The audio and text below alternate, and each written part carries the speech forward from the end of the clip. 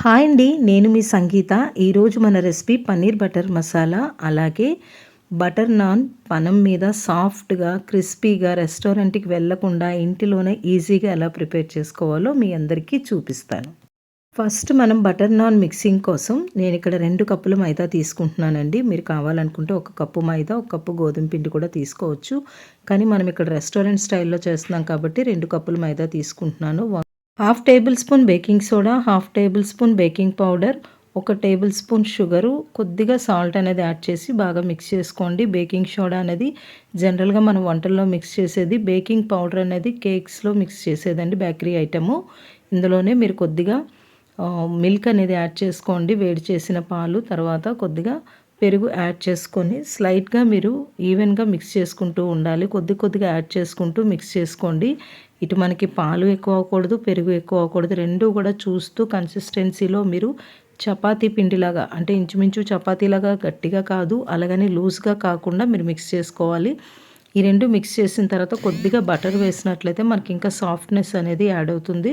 చూస్తున్నారు కదా, నేను వీడియోలో చూపించే విధంగా మీకు మిక్సింగ్ అనేది ఇలా ఉండాలి. ఇది మిక్స్ చేసిన తర్వాత ఒక 1 అవర్ పాటు ఒక తడి క్లాత్ అనేది దీని మీద వేసి దీన్ని పక్కన ఉంచేసేయండి.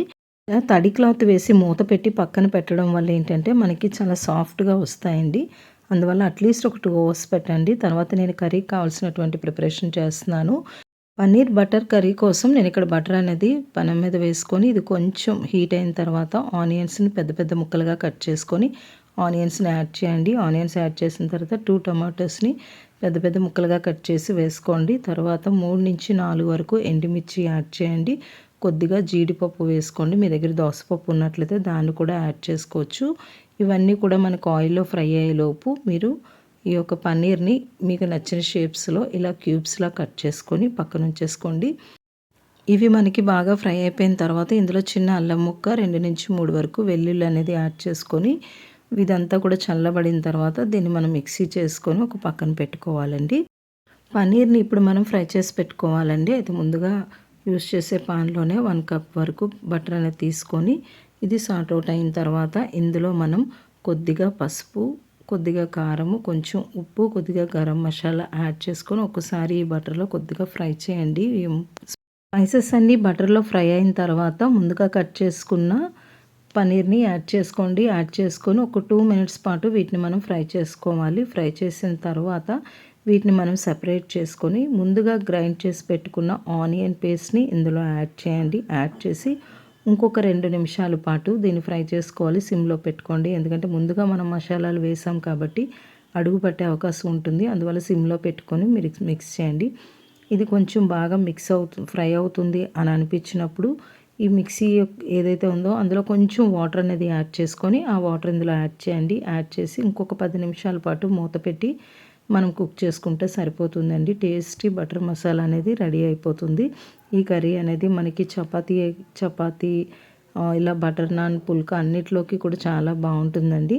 మీరు ఒకసారి ట్రై చేసి చూసారంటే మీకే అర్థమవుతుంది. ఇలా మనం బాగా మిక్స్ చేసుకున్న తర్వాత కర్రీ దగ్గరికి వస్తుంది. ఇందులో మనం కస్తూరి మేతి, కొద్దిగా కొత్తిమీరని యాడ్ చేసి ఇంకొక 2 నిమిషాలు ఉంచినట్లయితే మన పన్నీర్ బటర్ మసాలా అనేది రెడీ అయిపోతుందండి. మసాలా కర్రీ చాలా బాగుంటుంది. మీరు కూడా ట్రై చేయండి. ఇప్పుడు మన బటర్ నాన్ గురించి చూద్దాం. చూసారా, మనం ఒక 2 మినిట్స్ పాటు దీన్ని పక్కన ఉంచాం కాబట్టి ఇవి మనకి చాలా సాఫ్ట్‌గా అనిపిస్తాయి. మీరు 2 గంటల పాటు దీన్ని పక్కన పెట్టి ఉంచాం కదండీ! అందువల్ల ఈ పిండి అనేది చాలా సాఫ్ట్‌గా ఉంటుంది. మనకి చేతికి కూడా అంటుకునే అవకాశం ఉంటుంది. అలాంటప్పుడు కొద్దిగా మైదా వేసి మనం చేయికి అంటుకోకుండా దీన్ని మిక్స్ చేసుకొని దీన్ని మనం చపాతీ ఉండలు ఎలా చేసుకుంటామో అలా చిన్న చిన్న మీకు కావాల్సిన సైజులో ఈ యొక్క ఉండలు అనేవి తీసి మీకు ఎన్ని కావాలంటే అన్ని చేసి ఒక పక్కన పెట్టుకోండి. ఇప్పుడు ఒక్కొక్క దాన్ని మనం చపాతీ పీట మీద దీన్ని మనం చపాతీ రోల్ చేసినట్టే దీన్ని రోల్ చేసుకుంటామండి. డిఫరెంట్ షేప్స్ వస్తాయి, నో ప్రాబ్లం. షేప్ ఎలా ఉన్నా సరే ఈ యొక్క బటర్ నాన్ అనేది టేస్ట్ చాలా బాగుంటుంది. కొంచెం కొంచెం ఇలా మైదా పిండి వేసుకుంటూ దీన్ని మీరు ఎలాగా షేప్ చేసుకోండి. షేప్ చేసుకున్న తర్వాత పక్కనే ఒక చిన్న గిన్నెలో వాటర్ అనేది పెట్టుకొని ఆ వాటర్లో మీ చెయ్యి అనేది తడిచేసి ఆ వాటర్ అనేది ఇలా బటర్ నాన్ మీద ఇలా అద్దుకోండి. అద్దిన తర్వాత మనం పెనం పెట్టి ఎటువైపు అయితే వాటర్ వేసి మనం ప్రెస్ చేసామో దాన్ని పెనం వైపు వేయండి. పెనం వైపు వేసి 1-2 సార్లు ఇలాగ రోస్ట్ చేయండి తిప్పి. ఆ తర్వాత పెనం తీసేసి మనం పొయ్యి మీద కూడా ఇలా కాల్చుకోవచ్చు. లేదు పెనం మీద కావాలనుకుంటే పెనం మీద కూడా కాల్చేయచ్చు. లేదంటే ఇలా మనం స్టవ్ మీద పెట్టడం వల్ల ఏంటంటే అవి మనకి పొంగి బటర్ నాన్స్ అనేవి చాలా సాఫ్ట్‌గా వస్తాయండి. మీకు ఎలా వీలుంటే అలా మీరు పెనం మీద గానీ, పొయ్యి మీద గానీ కాల్చుకోవచ్చు. ఆ తర్వాత దీనికి కొద్దిగా బటర్ అనేది అప్లై చేసుకుంటే చాలా టేస్టీగా ఉంటుందండి. మీరందరూ ఒకసారి ట్రై చేయండి. నేను చెప్పిన పద్ధతి ప్రకారం చేస్తే మీకు చాలా సాఫ్ట్‌గా, టేస్టీగా వస్తాయి. వీడియో నచ్చినట్లయితే లైక్ చేయండి, షేర్ చేయండి. Thank you.